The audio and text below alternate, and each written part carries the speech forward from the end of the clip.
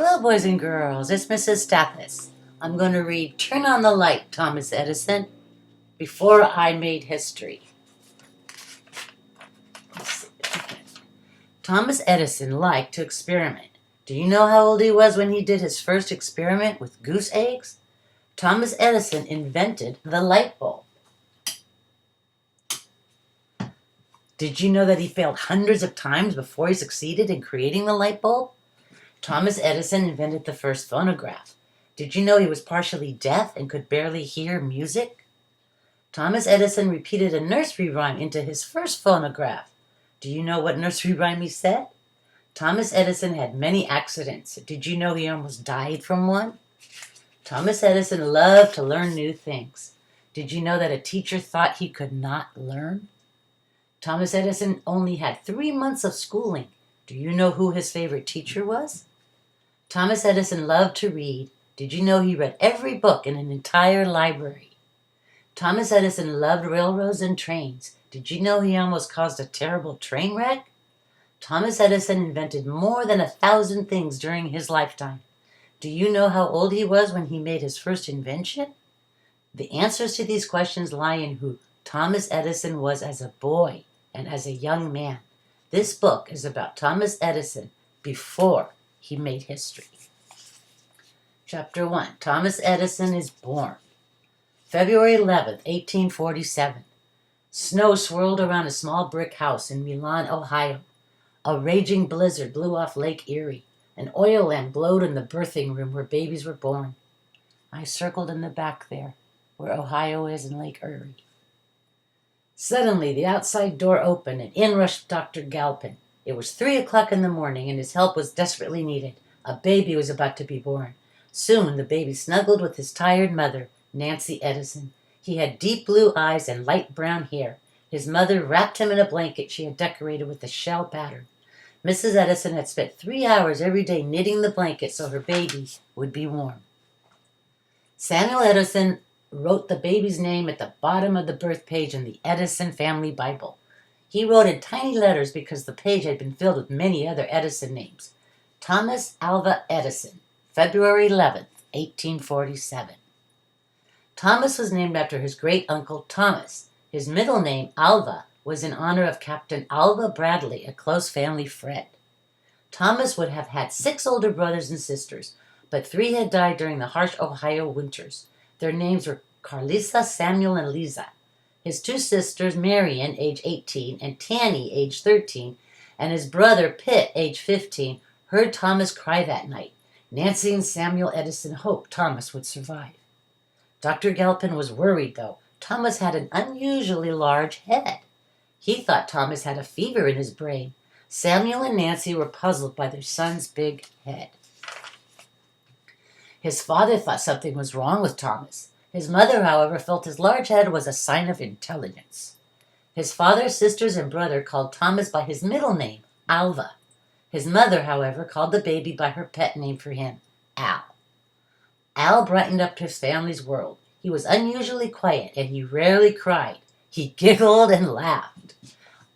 Al laughed for the joy of laughing, almost as if he knew something no one else knew. A friend said, even as a baby, Al cracked jokes. All his life, Thomas Alva Edison made people feel good. He changed their lives, but no one had any idea on that snowy February morning just how many lives Thomas Alva Edison would change. Chapter 2. Al's Early Days. The Edison house stood at the top of a steep hill. A canal at the bottom connected Milan with Lake Erie and the wide world beyond. In spring, the canal was busy with hundreds of ships, loading wheat, corn, cattle, hogs, and lumber for faraway cities. Samuel Edison had grown up in Canada. It's at the top there. He believed Milan would be an important city, so he moved his family there. Samuel owned a factory that made roof shingles. The factory also supplied wood for homes, warehouses, and ships. Samuel Edison had built his family's house. He split the roof shingles and made the floorboards. Samuel built the house so well that today it still stands as solid as it did on the day Thomas Edison was born. The top floor had 2 bedrooms, one for the children and one for the parents. The middle floor had a sitting room, a parlor, and the birthing room, where Thomas was born. The bottom floor was cut into the hillside. Here was the warm kitchen where Mrs. Edison cooked, used her spinning wheel to make thread, washed her family's clothes, and kept an eye on eager, active Al. Al was curious. He observed his family's busy world. He watched Pitt draw pictures and Tanny write. He watched Marion make her wedding dress and his mother do her chores. When Al was 2 years old and could walk, he went everywhere. He played in the yard, and he wandered into the nearby woods. He explored the house. Al watched ships in the canal being loaded with farm products. Al enjoyed the sounds of busy Milan, workmen shouting, sailors singing, wagons rumbling, horses snorting, saws buzzing, and blacksmiths hammering.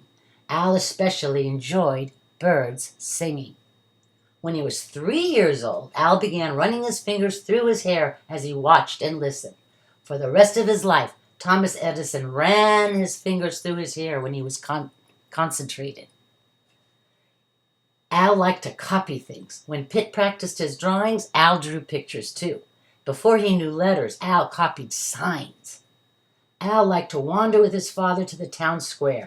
He listened to men tell stories, and he stared into store windows. His father treated Al to peppermint candies. Sometimes Al wandered off alone to explore the world. His unhappy mother and angry father searched for him. They found Al down by the canal. They found him building with wood scraps in the lumber yard.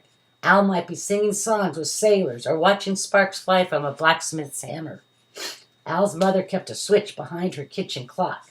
A switch is a long, thin rod used for whipping.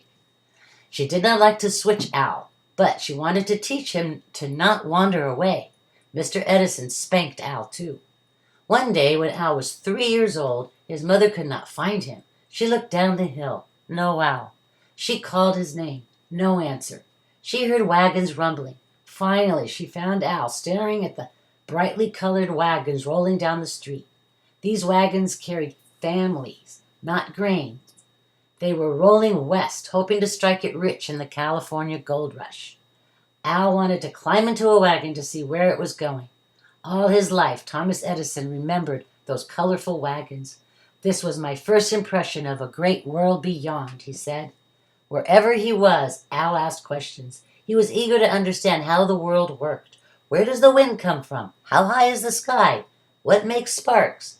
Mr. Edison lost patience with Al's constant questions. One man said to Mr. Edison, "It would save time to hire a man special to answer your young one's questions." Mrs. Edison did not mind Al's questions. She admired his imagination and encouraged Al's curiosity. She saw how he observed things and enjoyed his wonder at the world. Nancy Edison knew Al was unique. Al knew his mother was special too. Thomas Edison said, "I was always a careless boy, but her," his mother's, "firmness, her sweetness, her goodness, her potent powers to keep me in the right path." Al knew his mother believed in him, even if she did have to switch him sometimes for his own good. Okay, I'll stop there, and I'll continue tomorrow. Thank you, boys and girls.